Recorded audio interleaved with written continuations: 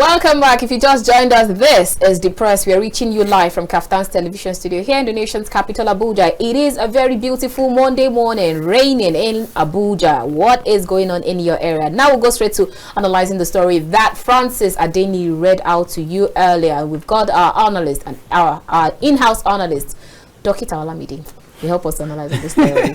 Good morning. Good morning. Good to have you on the program this morning. Good to have you too. All right, so our phone lines are open, so you can call in to make your contributions, ask your questions, or let us know what story interests you more. We'll start with the Punch newspaper. Says election petitions, tribunals decide Tinubu and 25 governor cases in September. Tribunals reserve judgment in Lagos, Sokoto, Kano, others, and party resort to prayers. When I heard Francis read that part, I almost choked. So, and they says APC not under pressure, says legal advisor. Labour Party, PDP confident of victory. Let's start in that regard. What are your thoughts? Oh, there's nothing big in tribunal deciding who won the election. Even though we saw that some weeks ago, we saw where the president said that you cannot come and remove me. You know what we know as the case is no matter whom the tribunal proclaim as the winner of 2023 general election, we still have the parties going to appeal, and after appeal. Then you now have the Supreme Court. So whatsoever their outcome is could actually be stamped by the appeal and the Supreme, and the otherwise could be the result. So the result, the outcome of the tribunal now will now actually make other parties to stand firm again, to re-strategize.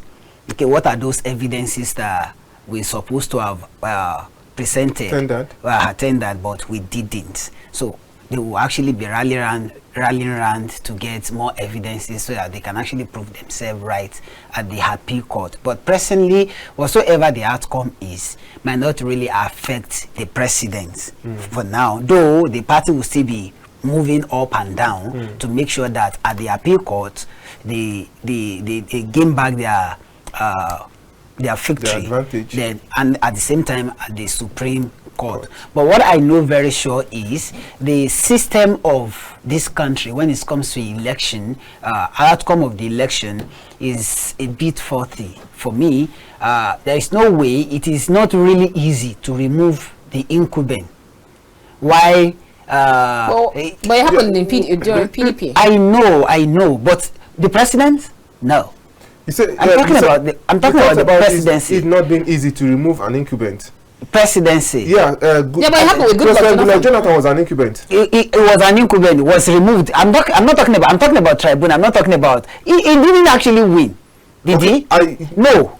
Did he? No. So are you talking? I'm saying is what you are trying to say in essence now is that for the fact that there is a sitting administration, it makes it almost impossible to unseat them through legal means. No, it's actually. I'm not saying it's. I'm not saying it's not possible, but it's literally not really.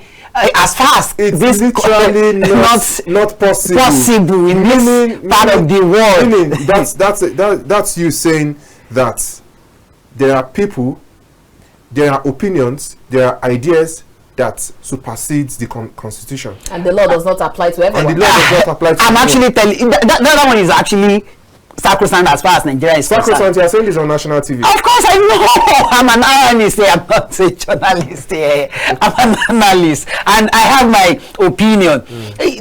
Let's check it. As far as presidency is concerned, all I believe that's supposed to be the system was okay, fine. Immediately after the election, before the swearing in, then we should have our tribunal, whatsoever the case may be, to have come and go. Then we can now actually easily determine who is our president. But immediately we have our president on seat. Let's quickly take this. I think it's not really easy. Good morning. Hello. Collins from Atiku, Benue State. Go ahead, we can hear you. Please, I want you to just explain to the analyst.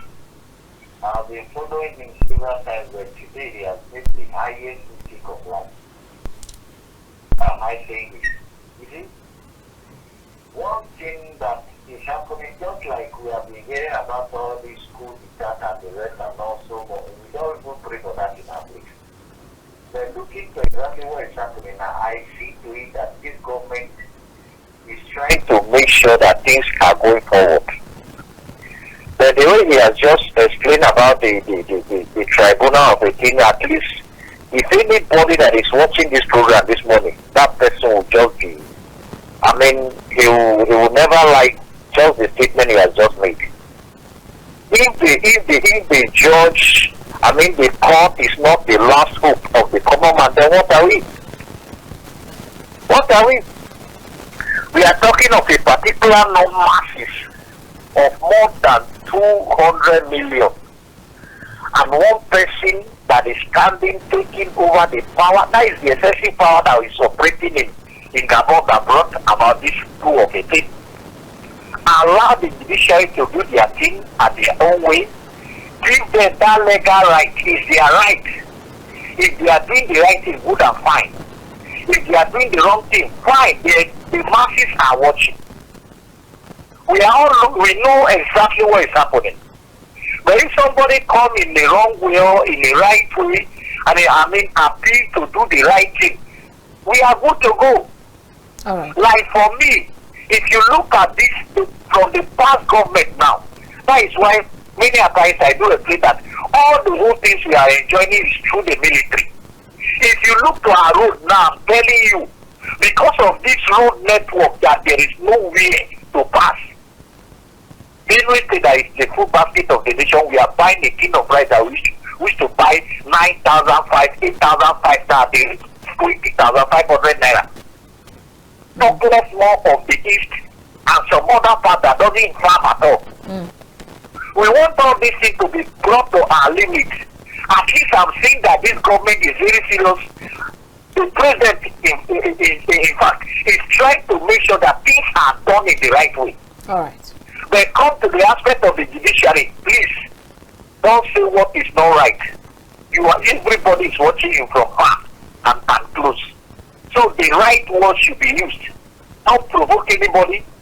I know that this station is doing the best because this is the only station we have an access to make calls, to hear things and make calls, and our calls are being heard around the whole nations. All right, thank you so much, Collins. So please caution our analysts, please. Thank you so much, Collins, from Otupo State, Otupo Benue State, rather. Your contribution was well taken. Hello, good morning, Elder Zion. Thank you very much. How was your weekend? Very well, thank you, sir. Hey, I thank all of you. God bless you. God bless you too, Elder Zion. I'm commenting on the weekend resolution of the president for his 8th agenda. 8-point agenda. 8-point agenda. I say one of them is what I'm going to comment on. All right. Now, corruption. So he's going to fight corruption. In fact, the other time I was commenting on this very platform, I mentioned corruption as something that must be tackled. If this present government should move forward. Because if we fail to eliminate or bring corruption to a minimum that we can move forward, we may not achieve anything. And that has to start from the top, from the president himself. He should examine himself. If there is any patches of corruption in him, he should wash himself clean before talking to other people. And the area to start is from the oil sector. Once we get the oil sector correct, because it's the only source of we're getting money for the country. Much corruption is being practiced in the oil sector. Even up to now, there's still oil thefts going on in so many oil fields in Niger Delta. So this president should attend by now. If he's serious, he's supposed to have dissolved NMTC board and all the 27 subsidiaries of NMTC and find out to suitable and capable Nigerians. People with credibility and capacity, people of honest report to handle such a sector. This is the only area that we focus if you want his government to succeed. Thank you very much. God bless you all. God bless you too, Elder Zion. Thank you so much for your contribution. Okay, let's take this last call before we go ahead. Good morning. Hello. Good morning, sir. How are you, man? Very well, thank you, sir. Good to hear from you. Tell us your name or where you're calling us from. The regular caller from Kafanchan, Kaduna State, Dave. Dave from Kafanchan. It's been a while I heard from you. I hope you're doing well. All is fine, man. Great. Go ahead. Let's hear you. My contribution this morning, just as someone who spoke from the second before the last one that spoke now, my concern is with all the uniformed people, the military and the judiciary. If these two arms should be very sincere and knows what they are doing, everybody in Nigeria will go back to his knees. Even if you see money on the road, you will take it to who belongs to it. We hope we get to that extent. All right, go ahead. No, that is the only thing I have. Okay. Thank you very much. Very well taken. Thank you so much, Dave from Kafanchan. Once again, it's good to hear from you. Go ahead, please. I actually want to correct the notion of the first caller. Nobody is saying judiciary is not the last hope of the common man. And we are not saying it shouldn't be. But what we are saying in the system of this tribunal should be before the swearing the president. That it is not easy. It is not easy. They have everything to their advantage. Immediately they climb that throne. That is what we are saying. Peradventure, you want to tell me that a common person will have more resources to get advantages, to get access to evidences compared to somebody on the throne. It's not possible. But what we are saying is, why is it not possible? Because this is the system. The system is faulty. That's what I'm saying. That the system is faulty until we actually let me come in this direction. That is why I need to actually correct that notion that we should allow judiciary. Judiciary is an independent arm of government. So, but the fact is, their independent is not independent. Their independent is actually dependent. On what? That is the issue. Who choose the Minister of Justice? Who choose the Minister of Justice? Who choose most of the parastatal that actually controls the judiciary? The presidency. So if that is still in use, if we are still actually practicing that system, there's no way we're going to be having rights round peg in the round hole when it comes to presidency. So indirectly, what I'm saying is saying that the judiciary is not the last hope of the common man. What I'm saying is judiciary is actually the last hope of the common man. But as far as this presidency issue is concerned, I said, and I quote myself right, that the outcome of the tribunal is not the end of this judgment. Whatsoever the outcome is, whether we like it or not, that is just a fact. It's not the end of this the judgment. We still have appeal. We still have. But you are the same person that just said that the president is the one that chooses the Minister of Justice. So we still have appeal. If it we still have the tribunal, a supreme, and you will now see that by the time we keep going to appeal and Supreme Court, if hadn't been this has been done before swearing in, it would have been very easy. I am not saying government will not take its course, but before what I'm saying is, Doctor, just a second. Okay, how could the whole legal process, the whole petition process, have been completed before swearing in, when the time frame provided in the Electoral Act, when it provided the time frame, the window period provided in the Electoral Act already gave more room for this. That is that is actually what is faulty there. But nobody was talking about. Nobody was talking about. That is what is faulty there. But people will not be talking about it. Nobody raised this point when the electoral bill was became an act. We all commended the. No, not we all. Some of us. Because I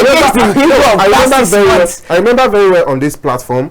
I remember very well on this very program. I was in a session with you, and you lauded the Senate and the National Assembly for their swift passage of this. And there was no pointing out the fact that this window period is going to constitute a major stumbling block after the electoral. In fact, I've said this more than elections, more than 3 times. So what I'm saying is, let's get it right. I am not saying judgment will not take its course. What I'm telling you, what I'm actually saying is not going to be easier because they have everything to their advantage. That is just the fact, whether we like it or not. All we are actually asking is for the justice, is for the tribunal panel to be impartial, to actually be independent as they are supposed to be. But as at now, the system is actually faulty. Just that we believe and we are hoping that they will not follow the faulty system. But if they follow the faulty system, believe me sincerely, some of us are actually requested for the for a situation in which we are not going to be using the serving judge and justice for tribunal, because they have, as the sitting administration will have upper edge on them. We've requested for that. Even retired justices can still be compromised. They can compromise, but not as the serving one, because you have what it takes. You have what to actually take from the government. We are not saying they will. I am not saying they will. Don't get it wrong. But what I'm saying is, presently, we hope that the tribunal panel will be impartial. We hope that. That is our hope. That is what we are hoping for. But at the same time, we need to correct the abnormalities there. Have you actually seen the judgment from the tribunal, the judge in Kano State? Of course. Have you seen what she said about how how they've tried to lure her, but she didn't? But you're not taking such into cognizance. That is exactly why I said they should. We are hoping that they will be impartial. I am not talking about panel now. I am talking about the system. Don't forget, panel. I'm talking about the system that constituted them. Are you getting it? But the panel now that are actually talk about your states, talk about other states that have actually witnessed this in the past, and we have panel that did well. In fact, we commended them. That is why we are actually hoping that this panel will not compromise. But you just contradicted yourself, because you said that it is the same president that brings the Minister of Justice. It means you're contradicting yourself. No, I'm not. Even as at now that you're actually saying it, I said the system is faulty. Does that mean those that will actually do those that will give judgment must be partial? Because no. the president now they have, what I'm saying is the presidency, I mean the sitting administration, not even Tinubu, every sitting administration will have upper edge. Doctor, a lot has been said about the I think we should just move. a whole lot has been said, and I think we cannot fully exhaust everything that needs to be said, but I want us to talk about a particular headline I saw on the front page of the Nigerian Tribune newspaper, which is talking about corruption, and this is coming from the former president of Nigeria, Muhammadu Buhari. He said, I was on a rescue mission in terms of corruption. This is a man that superintended over a government where we saw the accountant general loot that amount of money. This is a man that watched over an administration that had Ibrahim Magu as the chairman of EFCC, and this was a government that commissioned the Dangote refinery with a promise that it will begin operations by August. Early August. Early August. This is September. And he is, and former President Muhammadu Buhari now is saying, I was on a rescue mission. Can you? Well, what are your thoughts on this? Of course, to himself, he was on a rescue mission, but his mission failed. That is just it. What are your metrics? Why did you say his mission failed? You've actually analyzed this now under his watch. Now let me tell you, under his watch, look at what happened to air sector. He was the Minister of Petroleum throughout his tenure, first and second. What happened? What did we get? Any achievement? If there is any achievement, then they should come and tell us. We have PIA. That's the achievement that we had in that sector during his administration. And talk about you being on a mission.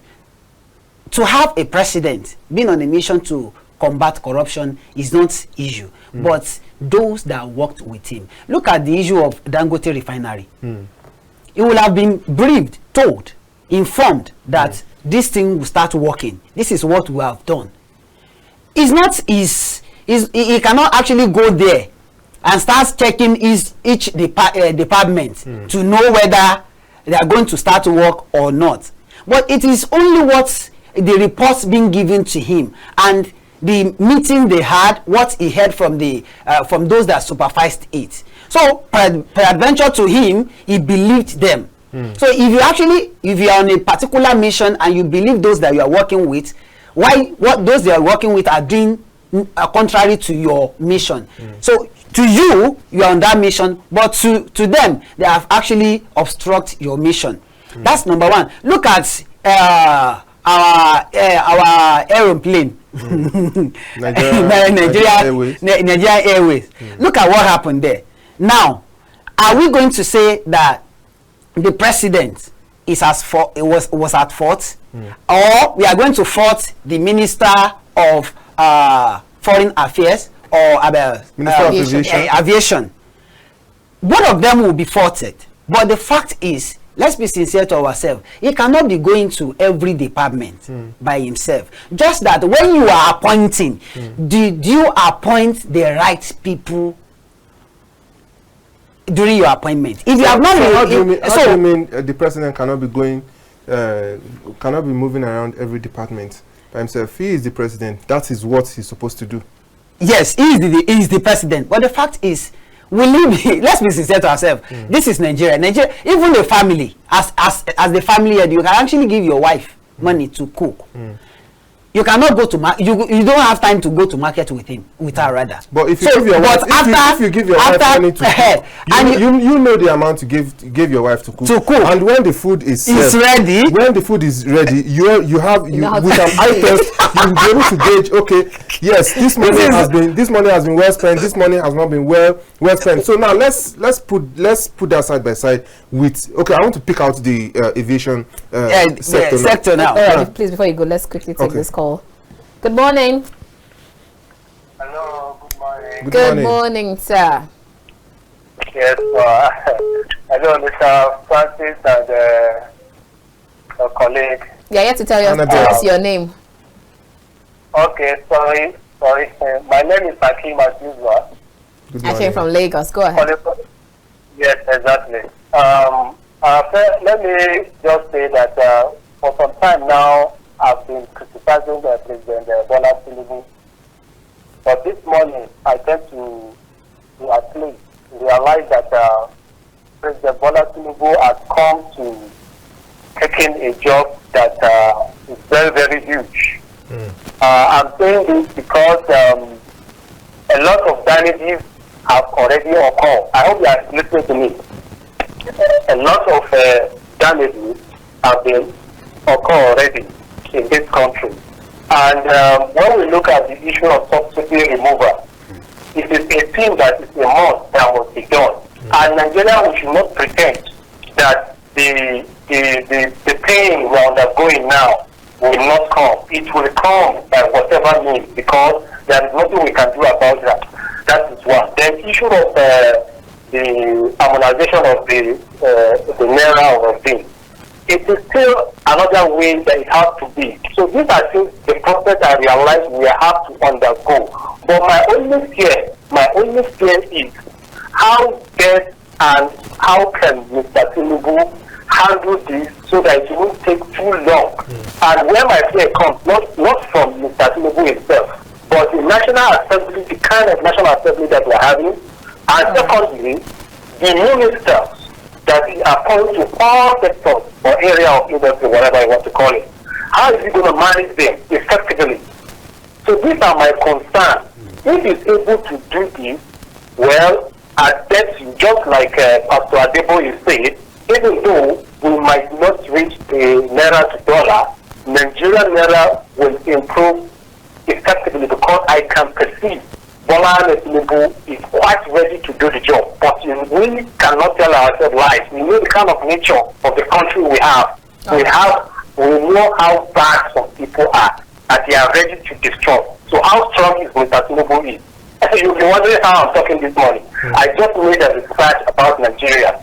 You understand? And I realized that Mr. Tinubu has a huge work ahead of him. Though I want to believe he's capable of doing that. But one thing, he should realize that he's already rich. He's a multi-billionaire, even becoming to a Nigerian president. So that should not, Nigerian money should not be a problem to him. So let him just start Nigeria, and he should put the masses at the back of his heart. Okay? So it's mine, sorry.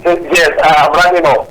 So I want to appreciate, even in the security aspect, I can see some signs, even though not much, but things are going well. The issue of the judiciary, let's allow them to do whatever. But one thing is that a tangible reason must be given, because I don't see any tangible reason for so far now, but usually we leave it to them. Thank you so much. Send us back. Okay, so that is just what I have to say. All right, thank you so much. Your point is well taken. All right, go ahead. So I want to pick it up from the aviation.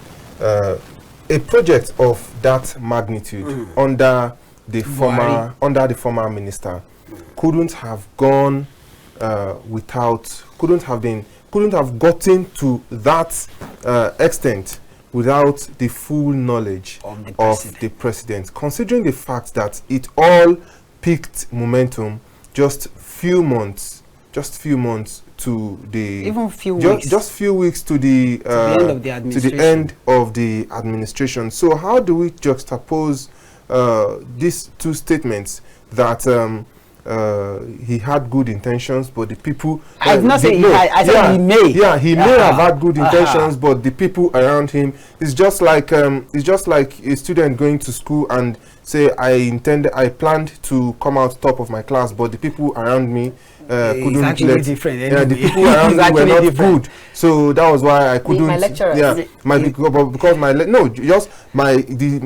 my co-students were not good. That was why I didn't come out on top of my class.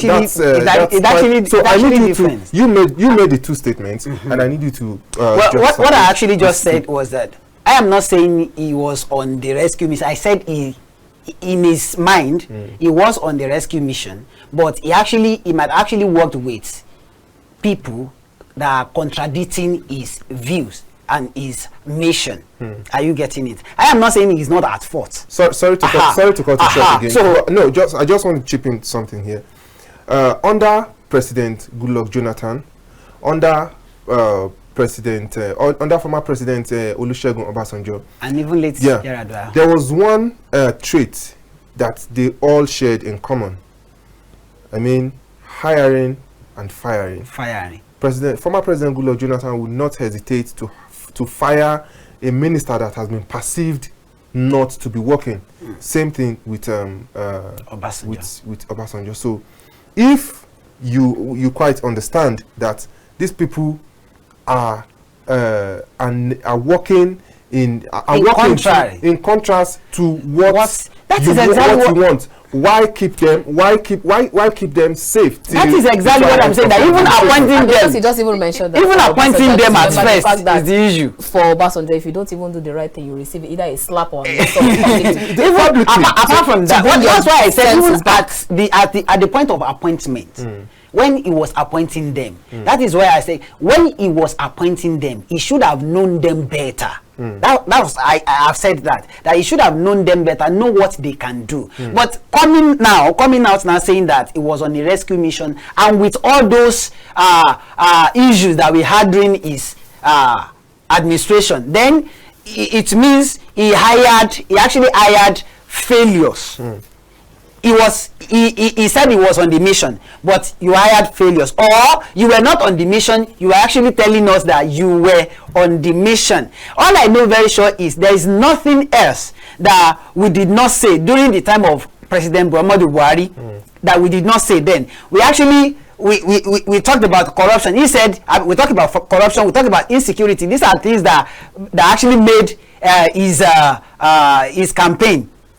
Now, what happened to insecurity during his time? That he said he's actually coming to rescue Nigeria. What happens to corruption? So, if peradventure you had that in mind and you did not work towards it, you hired people that will not allow you. Look at what is happening presently in this era that we are. Look at Wike. I am not actually saying he's doing fine, but the fact is, what he's doing presently is he told everyone, and Bola Tinubu went to PDP to go and bring him. I don't want to know what actually transpired, but he brought him because he knows that okay, this is what he can do. What at the detriment of himself, if he knows that he's not going to perform well, but because of politics he brought him. So if he had brought him because of politics, that means he will not be able to checkmate him. Are you getting it? So maybe that was what actually happened during the time of Buhari. And if you are determined to do something as the president of this nation, let's forget about, you cannot be going up and down from, as in checking all the departments, all the sectors. Even if you are checking all the sectors and you have bad people there, they will be showing you the right thing. Why you will not, since you don't have knowledge of, knowledge of everything. But is that not ineptitude on the part of the president? You let's be sincere to ourselves. You have head, right? Does that mean the head of a particular country must know everything about the sectors, and you must know? Let's be sincere to ourselves. You may know, but you cannot be going. You cannot be going up and down. What is the essence of ministers then? Doctor, what is the essence of, if you can actually do it alone? What's the essence of ministers? Doctor, are you then saying that President Bola Ahmed Tinubu went to bring Wike for political reason and not for competence? That's what I'm saying. That if he had, I didn't say that though. I said he brought him because for political reasons, and so for that he might not be able to checkmate. I said if he had brought him because of political reason, if not for competency, then he will not be able to checkmate him. But for now, with what Wike is doing, we will have actually have it in mind and conclude that this man was brought because of what he can do. So, are you confining what a minister of the FCC can do to just demolishing? It's not about demolition alone, but demolition. when you know people that understands the system and you are bringing them in, you start from somewhere. All right, that's just the fact. Let's quickly take this call as we round start from up. Somewhere. Our time is fast spent. Hello, good morning. Collins from Otupo, you have just 1 minute. Okay, please, this analyst today, he has fumbled. He has fumbled. Just go ahead and make your contribution, please. Yeah. Like, you look at during Buhari time, we happen to see that he spent almost 6 months to get his ministers. What am I saying in essence? If you look at the Minister of Aviation, like the aeroplane of a thing that they say we are aeroplane, they use Ethiopia airline and brand it to a Nigeria Airway or something of that nature. Look, for me, all the whole masses, all the whole citizens of Nigeria, they are waiting for Tinubu. There are so many allegations which are concrete-handed that we are all waiting to see how he's going to fight that corruption. There are so many things on ground. People refuse to see it. But I'm just speaking out of my own mind now. Me personally, I'm waiting for what will come out of that case. And to that of Buhari, look, let him not even say anything that he's fighting corruption or he's not fighting. I don't even want to hear anything concerning corruption in the side of Buhari. Thank you so much. He fighted corruption and he created the route and express to Nigeria. Why Nigeria? There is no road in Nigeria. No road network. So sorry, I have to let you go. Thank you so much. You've already taken your contribution. Hello, good morning. Hello, good morning. Good morning, sir. Tell us your name and where you're calling us from. I'm calling from Abuja. Okay. Yes, this is Asuko. All right, Asuko from Abuja. Go ahead. Yes. 1 minute, please. Please, I have the discussion about demolishing people houses, the poor. In fact, Tinubu brought him as a political form to destroy, to put destruction on people so he can own properties in Abuja, including Tinubu himself. I want to say something. Don't think that you can enter into power, begin to frustrate the masses. Look at the people who own Abuja, Bagi. Where are they today in the FCT? Pulling them, pushing them left, right, without nothing to give. Especially when Buhari was in power, this is what he did. All right. Please, they should also tell Tinubu he should leave the office on 16th of September. You don't need him. The masses did not vote for him.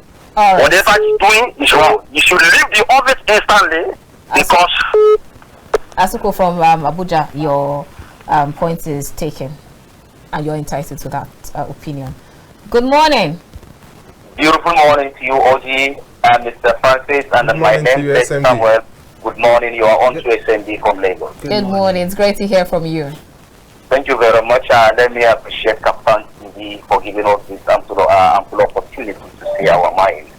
So many things resonate with me when Mr. Francis was reading the headlines.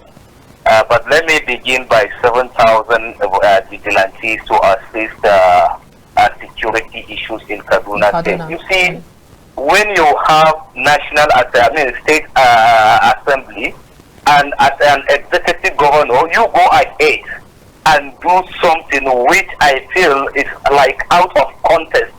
Now, for instance, if you cannot make it into law so that you create jobs for those security personnel you employ, at least, if another government come in and they cannot be able to sustain this 7,000 in terms of their salary and some and their welfare, what do you expect? What do you expect? The essence of the government is to protect life and property, which is the cardinal objective of each and every government. When you can just go ahead and do what you feel is okay for you, after your tenure, if another government come in and cannot be able to take the responsibility of that 7,000 security personnel, after when you show them a lot of techniques, a lot of things, what do you expect? That's the question I'm asking. Why don't you go through the right channel? Make it a law. Look at Amotekun, very good example. Even though there is an issue before the establishment of Amotekun, but they do it in accordance of the law. Why can't they do the same? That's the question. Then secondly, if somebody will say he came for a rescue mission at a time where his former Minister of Education was saying that he doesn't have any idea of education before handing over that ministry. Look at the issue of NPA, the Pandora paper. Look at the issue of the transport minister. You understand my point? And today, you are saying that you come for a rescue mission. Who will believe you? Look, let me be honest with you. Until we change the entire governance approach in African countries before we begin to get things right. Look at what is going on in African continent. Now, where is the AU? Where is the ECOWAS? Look, as a student of communication, we know there is intra-communication and there is inter-communication. So if AU and ECOWAS wants to get things right, they must have to to adopt that system of intra and inter-communication. That is communication between the states of the nation and the states that are, because I call them country clubs. Believe me, whether you like it or not. I call them country club because where are they? When Togo President go for journey of no return, his son inherited him. Look at it. Now go to Equatorial Guinea. The father is the president. The son is the vice president. You understand my point?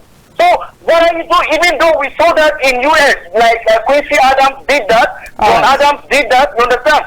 The Blue Bush do that. The Blue Head Bush do that. But look at the political comparative analysis. Are we the same? We are not the same. Why can't we do the needful? Please let us know that we are a continent and we must get it right. Thank you very much. I remain SMD from Lagos. Thank you so much, SMD from Lagos. Very well taken. All right, we have just quite a number of things to discuss, but then limited time. But in just 1 minute, if you can help us, which is 59 seconds, and it starts now. Labour in fresh showdown with federal government begins 2-day warning strike tomorrow as government plans talks with union leaders. That's on, I think the Punch newspaper had a different caption. The Nation's newspaper's captioned it as TUC snubs NLC strike. What are your thoughts on this? Because I recall when I listened to the SDP presidential candidate some time ago, where he used the kind of word to the TUC president, telling them that they always want to rally around some people, and at the end of the day, but he was asked to apologize. Then some people come out to say, is it not the same thing that he was saying that is happening? What are your thoughts on this? To me, I just want to believe that there is something going in between TUC and NLC that we don't know yet. But for now, you know, they actually fought for the same cause not quite long, and for now, for them to have differences, I think we need to go internal first and discover what is happening in between them. Maybe TUC is actually on the side of the government, while NLC is on the side of the masses. Go internal and find out what is going on between them. But while Nigerians are suffering suffering in the process, and probably, are you saying either of the both parties have been compromised? Just in 2 sentences. That's just it. Maybe one of them is actually compromised. Okay. Let's leave it at that. Thank you so much, Dr. Olamide. It's been a wonderful time having this talk with you. Thank you very much. Thank you so much.